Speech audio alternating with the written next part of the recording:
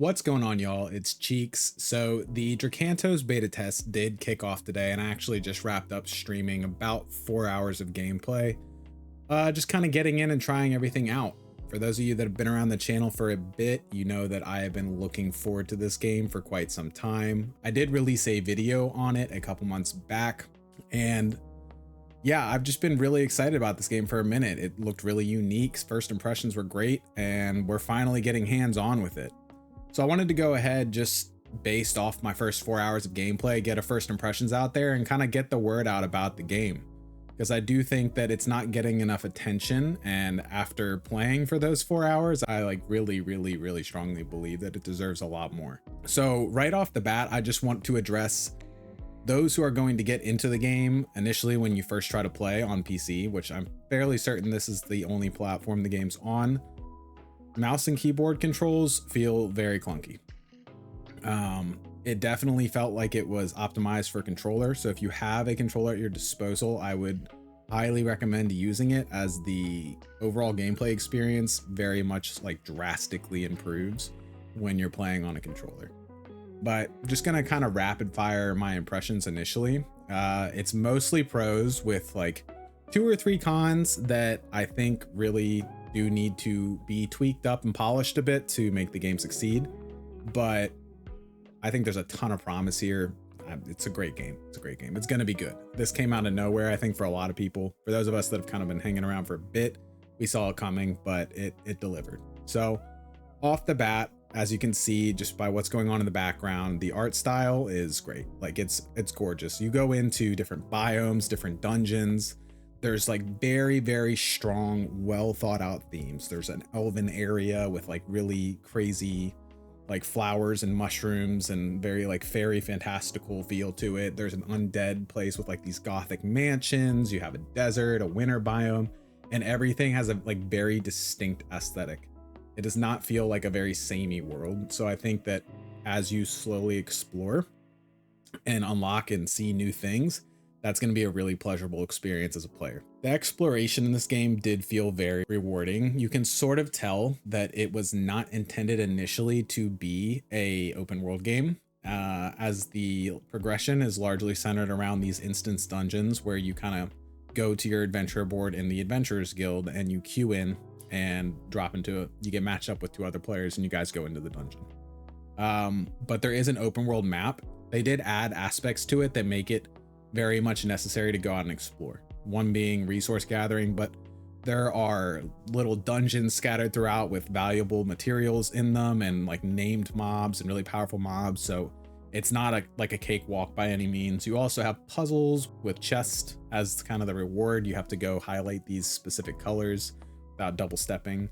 Just like cool little things that incentivize the player to get out there, check things out, and like you never know what could be around the next corner. One big thing for me that I feel has been lacking with a lot of MMOs that I've played as of late is the open world feeling dangerous, and in general, the mobs and the world having kind of that like dangerous feel where you feel like you need to team up in a massively multiplayer online game with other players.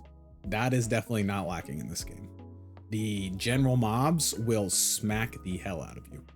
If you zone out, you're gonna get got. Sometimes you get put into those instance missions I was talking about, and you are the only person in there, and you have a choice to either sit and wait for other players to pop in or just start going. The few times I started going, I very much regretted it. It was dicey. So yeah, it's very much like even in the open world, you want to party up with other players, and I would say the game kind of incentivizes you to sort of think through your comp and like maybe get a healer and a tank and a DPS or something like that, because both the tank and the healers do decent damage, so you're not really griefing yourself in terms of clear time if you go in with that sort of party composition. The boss design, from what I've seen, has been good, but I haven't seen any major bosses. I do know that they're going to be adding in like actual dungeons and like a big boss where you're on a platform fighting one-on-one with like a big demon or something. I just haven't gotten to that point in the game yet. I've progressed to the adept tier, which takes a little bit. And I have fought one like go in and kill this special monster boss thing. What I did see of the mechanics were neat. And in general, actually, I want to talk about the mechanics in the game overall, because the mobs have mechanics. like, it's really neat how they did this, but you'll be fighting a pack of mobs, and each different type of mob has like a unique telegraph that has special animations. You'll have like the bandits, and they lift their knife above their head, and then like the blade twinkles a little bit right before it comes down, and you have perfect dodging and perfect parrying for these things.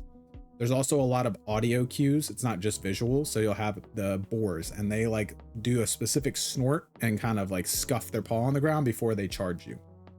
And this is every different mob in the world. They have NPCs that have this sort of like special telegraphed move that you need to avoid. Even the fucking spiders have it. And I personally really enjoy that, because it's just the sort of thing where like you can't really group them up and mindlessly mow them down. It's like, no, you have to strategically pull. You have to keep your eyes out, because you might get caught lacking. Like if you don't see an animation, you stand in it, especially when it's like some of the more intense mobs like a bear or something, you're gonna get clapped up, you're gonna die.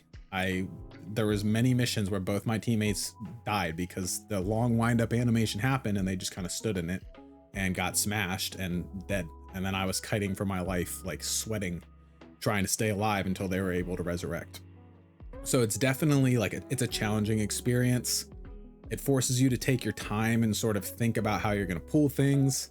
And I think these are all aspects that are missing from modern MMOs. And myself personally, I really loved it. It might not be for everyone. I know some people do like to just like mow down and like blow up mobs. I get that. It's fun. But I really like this style of gameplay. For character customization, I haven't really bothered with it. I've been more focused on pushing my gear. But I can tell you from just the second tier of missions, I think there's 4 tiers you progress through as your item level increases. Actually, in the footage I'll have playing in the background, you can see my current objective is to increase my power to level 600. But you unlock dyes and customizations and mounts and all of those sorts of things from doing the content, which is big. It's not in the cash shop. I mean, they don't have a cash shop yet, but they've explicitly stated that like mounts are gonna have, there's gonna be drop tables on like special mobs for mounts and cosmetics and dyes and things like that. And a lot of the missions have those sorts of things as rewards. So I think that's really good. The progression of the game, when you initially start, you're gonna go through like an hour or so of tutorial stuff. And then the game opens up and you drop into the Adventurers Guild, which you should be seeing in the background here. And you can go select missions from this table. As you do a main story beat, and then you go into this mission table and you're trying to pick the missions that has the materials or the gear you need to upgrade, and you're upgrading your item power level to unlock the next main story quest. That's kind of the gameplay flow initially. I have again only gotten to the second tier of missions. I think when I stopped I was like 520 something. I need to get the 600 gear score to unlock the next quest, but I was really enjoying my time with it. I would say maybe more boss fights would be beneficial, and less so like go gather X, go clear out Y. Like the quest I did where there was a big dangerous mob that had mechanics were my favorite quest hands down. And it has felt like a bit of a slog for me getting up to that 600 gear score, but I think I'm also progressing inefficiently because the biggest jumps I get are not the actual gear drops, it's when I upgrade the gear. Right now, the main content on offer is these dungeons and these mission tables and open world exploration. There's a lot of quests, but there is going to be PvP. We don't have access to it now, but there will be PvP. One thing I was super pleasantly surprised by, because you wouldn't really expect this out of a small indie team, is the user interface and the soundtrack. Both of these were actually like really nice. I really enjoyed the UI. Again, it was much better once I got on controller, but the UI is really nice. It all like makes sense when you're looking at your power and like upgrading your skills and modifying your skills, because you do have skill modifiers that kind of change the animation and what they do. Everything just makes sense. It's very well laid out, it's clean, and it looks good. It feels professional. The soundtrack also, I hope they put it on Spotify, because this will probably be the soundtrack that I stream to whenever I'm doing anything. It is just super relaxing, super just like, it's a vibe. You really kind of get in the zone. You're really enjoying your time in the world. The aesthetic combined with the soundtrack it's just such a good combination. The one gripe I have is that there are very long periods of time where there's just no music playing, and the only noises you're really hearing are the sounds of the mobs and your footsteps. If there would like potentially be an option to loop music. I know World of Warcraft has that where you're just constantly having music playing.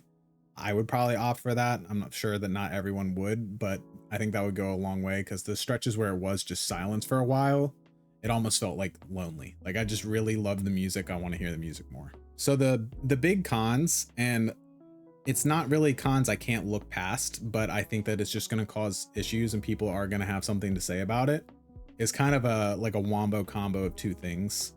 One, the movement does feel a little bit unintuitive and janky. You'll kind of be able to tell from the background, and it's much worse on mouse and keyboard than it is on controller, but it looks like the game was probably made on a grid system, which makes sense given it's like a pixel game. It's old school, that's fine. But when you're trying to pivot your character, oftentimes you'll kind of walk sideways instead of turning, which feels a little weird, and in combat it can be kind of clunky. I don't really know what they could do to improve this. I imagine it's not as simple as just make it so we can pivot and have 360-degree like diagonal movement control of our characters. Otherwise, I'm assuming they probably would have done it, unless they're just trying to adhere closely to that more old school feel. But it does end up feeling kind of weird, like you're almost stuck in mud or something. So it's not going to be the end of the world for me if it does not get changed, but I do think that it would go a long way towards bringing more players in if they were to kind of smoothen that out and either give us that 360 movement or just make the movement feel a bit more snappy, maybe up our speed, and instead of doing that side drift, we just like, or the transition between side drift and like snapping to the direction you're going just being a bit like faster. I don't know.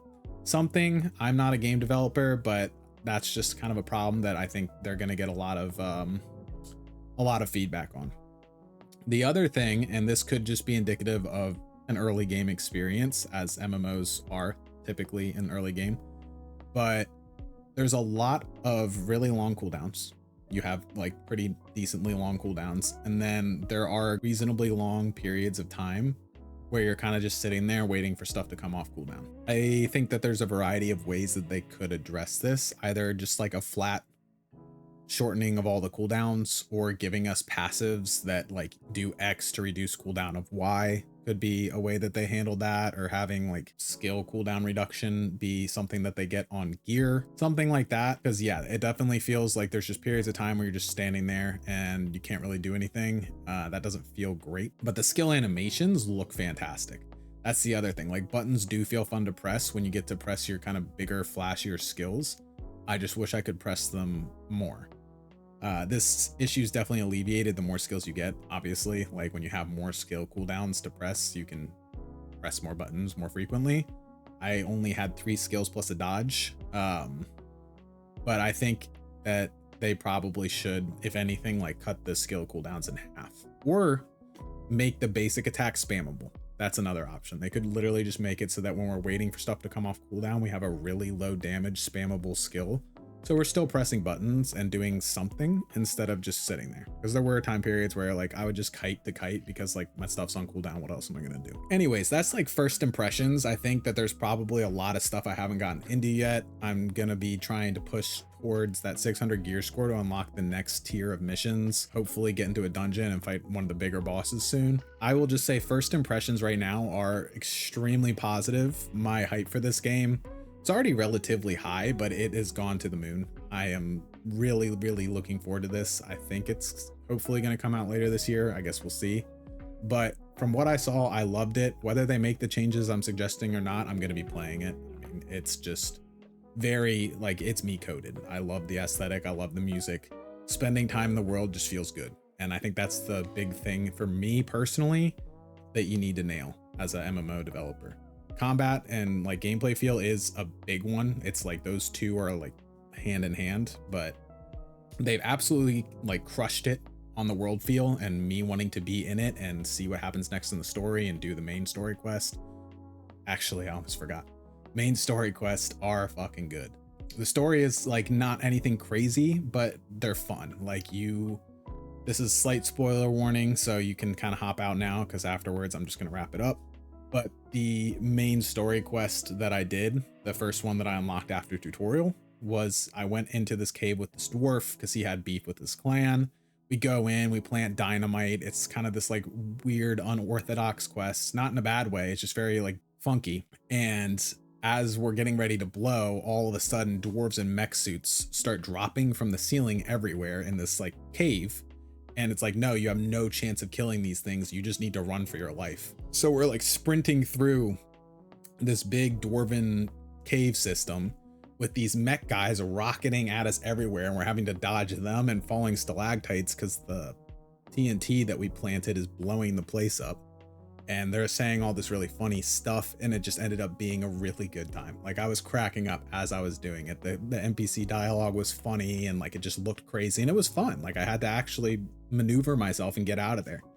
And it was just such a pleasant surprise. It really broke up the monotony that is kind of typical with MMO questing. Like, the grind in between is definitely kind of like, at a certain point, you're like, I just want to know what happens next. I'm doing these missions for a while now. But when you do get those main story quests, they're really, really good. So yeah, guys, that's kind of all I have to say right now. I'm feeling really positive about the game. Thanks for watching.